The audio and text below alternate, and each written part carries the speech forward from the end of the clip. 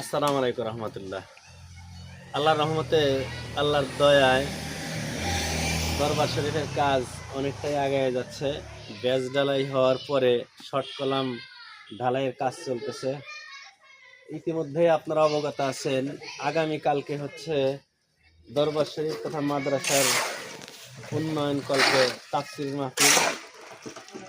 তো জায়গা এখানে যেহেতু প্রতিষ্ঠানের কাজ চলতেছে, কনস্ট্রাকশনের বিল্ডিং এর কাজ হচ্ছে, এইখানে জায়গা সম্ভব হচ্ছে না, যার কারণে পীর সাহেব হুজুর রংসিয়া বাজারে যে ফিল্ড আছে এটা নির্ধারণ করে দিয়েছেন। ওইখানে ইনশাল্লাহ আগামীকালকের মাহফিল অনুষ্ঠিত হবে। কাজেই আপনাদের কাছে, সবার কাছে করজোরে অনুরোধ, করজোরে দাবি, সিদ্দিকিয়া, আহমদিয়া, রৌফিয়া, নসিমিয়া, খানকা শরীফ ও মাদ্রাসার মাহফিলে আপনারা সবাই স্বতঃস্ফূর্তভাবে আসবেন। আপনাদের দোয়া সহযোগিতা কামনা করতেছি। যেহেতু আওলাদে রাসূলের মাহফিল, রাসূলের বংশধরের মাহফিল, সেই সুদূর ভারতের মেদিনীপুর পিয়াডাঙ্গা দরবার শরীফ হইতে আগত শাহ সুফি হজরত মাওলানা সৈয়দ জবিহুর রহমান মাঝহারি সাহেব আসতেছেন।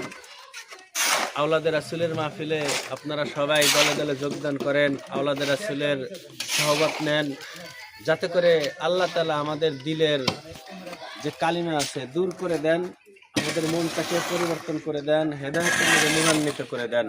যেহেতু একটা দ্বীনি প্রতিষ্ঠান, খানকা হচ্ছে যেখানে জিকির আজগার করা হবে, আল্লাহ রাসূলের মোহাব্বত যেখান থেকে পয়দা হওয়ার কাজ চলবে, সেই কাজের প্রতিষ্ঠান। আমরা সকলেই প্রতিষ্ঠানের সাথে সম্পৃক্ত থাকবো, সকলেই আসবো।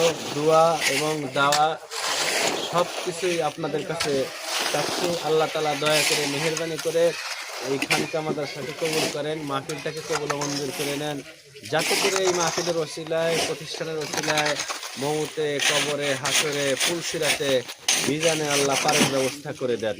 আমি সকলের কাছে আকুল আবেদন রেখে বিদায় নিচ্ছি।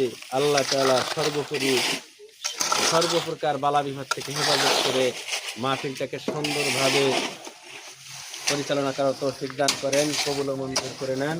ওয়াখির দাওয়ানা আলহামদুলিল্লাহি রাব্বিল আলামিন। আসসালামু আলাইকুম ওয়া রাহমাতুল্লাহ।